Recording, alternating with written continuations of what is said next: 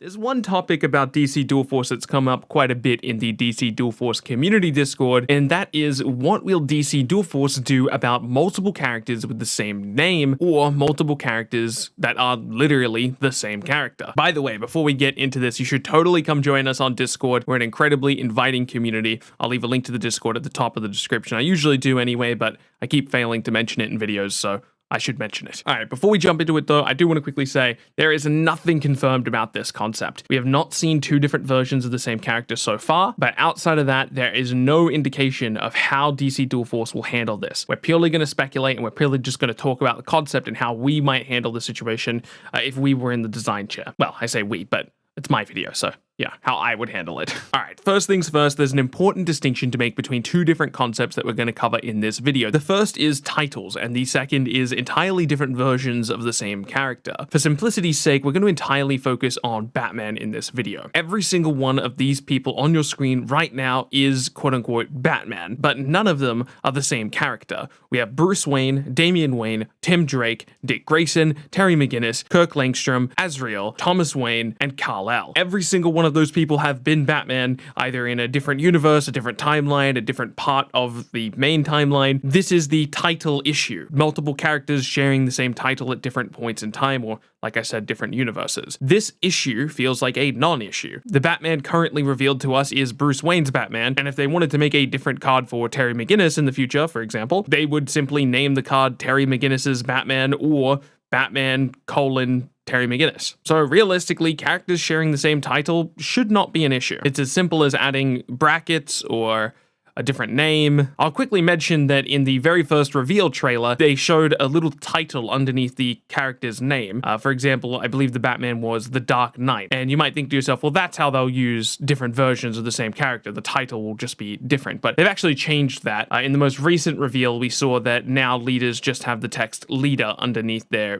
name. There's no longer a title there. Unless that's just placeholder, that appears to be the new direction for cards. It will just say the type of card that is on the card. So if it's a recruit, it will say recruit there, and if it's a leader, it will say leader. So in case you were curious about that, that will not be a solution to this problem, but it's okay, because like I said, they can just change the name. The real problem to solve is two different versions of the same character. The characters you see on your screen right now are not only just Batman, but they are also Bruce Wayne. Whether they be from a different universe or a different part in the timeline, they are all the same exact character. We have Batman, Batman Who Laughs, Red Rain Batman, Red Death Batman, who has the Speed Force, The Dark Knight Returns, which is like an old version of Batman, Gotham by Gaslight Batman, who's set in the 1800s, Captain Leatherwing Batman, who is a pirate, The Grim Knight Batman, who's a Batman who's gone rogue. People kind of refer to him as the Batman Gone Punisher, and Earth 22 Batman. This is certainly a more difficult problem to solve because every single one of these characters are Bruce Wayne. However, they do all have their own story, characters, aesthetics,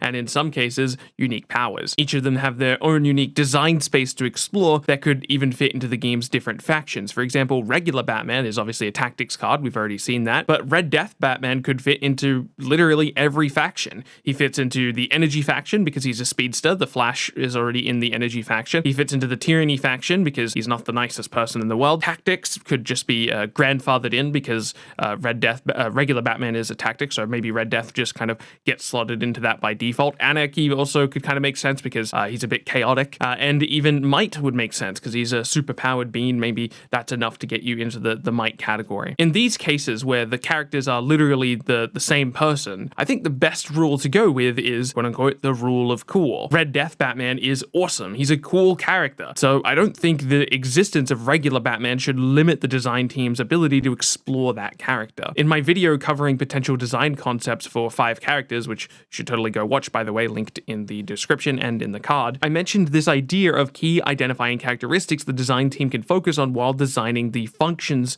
for their cards. If any of these versions of Batman share too many of these key identifying characteristics with regular Batman, they should probably just avoid making a new card for that version of Batman. Earth 22 Batman is basically just regular Batman in a different environment, so he probably doesn't justify getting his own card. Going back to the previous slide for a moment, I think each of these versions of Batman could easily justify having their own card, with the exception of Batman from Earth 22, and maybe The Dark Knight Returns shares too much overlapping key identifying characteristics with the regular Batman as well. But all of these other different versions of Batman all have very unique key identifying characteristics. The Batman who laughs is kind of a merging of both the Joker and Batman. That's already a pretty big difference.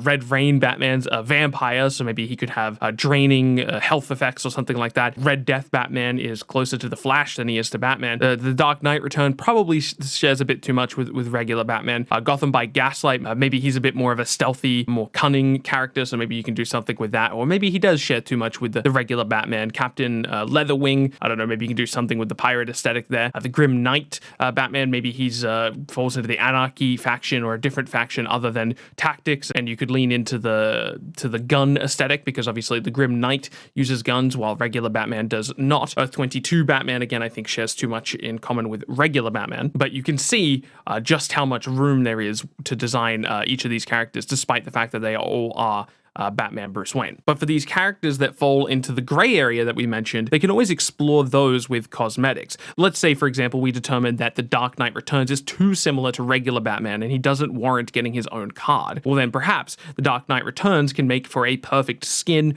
or variant for regular Batman as a leader. Again, I've talked about cosmetics quite a bit in another video. I have avoided mentioning one thing in this video up until now, and that's the different card types that we have in the game, because it kind of rapidly expands the conversation. In DC Dual Force, we know of 3 different card types: leaders, recruits, and actions. Actions are more or less spells, instants, whatever you know them as, and really the characters represented on an action aren't particularly important. I think you can have literally thousands of actions all featuring the same character, and I don't think it's going to make a big difference. Leaders start the game in play and never touch the deck, so we're going to ignore actions mostly for this conversation. But then you have leaders and recruits. Leaders start the game in play, they never touch the deck, they're not shuffled into the deck, they're just in play on the board. Recruits are like minions, creatures, or monsters, depending on which card game you're from, and they do get shuffled to the deck. You have to draw those and then play those. I don't think that having Batman as a leader means we can't have Batman as a minion. I think even in the core set of cards, the first set that we get access to, we'll have a Batman minion despite the fact that we have a Batman leader. If the opponent plays Batman from their hand, neither player is going to be confused if one of them have a Batman leader in play, because they're completely different cards, they're completely different functions. Like I said, the Batman leader never touches the deck. I don't think there's any confusion happening there. Or if one player draws Batman from their deck, they're not going to be like, what? That's my leader. How is it in my deck? The feeling of playing a minion will feel very separate from your leader, so I think the confusion is more or less automatically avoided there. Even though they're both cards, they don't really feel similar. So in conclusion, I don't think having a leader of a character removes the ability for them to add a recruit of the same name. So going back to our previous graphics for a moment, we could have not just one version of each of these characters, but 2 versions of each of these characters, one for a leader and one for a recruit. Now, obviously, we are years and years and years away from that being a possibility. It's going to take many, many, many expansions for us to ever get to the point where we're running out of Batman or different versions of Batman as leaders and recruits. Just in this example, in this video, and I have not mentioned every single version of Batman, but just using the examples used in this video, we would have 34 different cards just out of one character, Batman. I think it's safe to say that DC Dual Force won't have a lack of source material to pull from, and they're not going to run out of characters to make cards for. I do want to quickly remind you once more that all of this is just my opinion. We have no confirmation on how this will work. Hopefully we'll get news soon enough and we won't have to speculate about this stuff in the future. I'm going to sign out there though. Keep being awesome, and I'll catch you in the next one.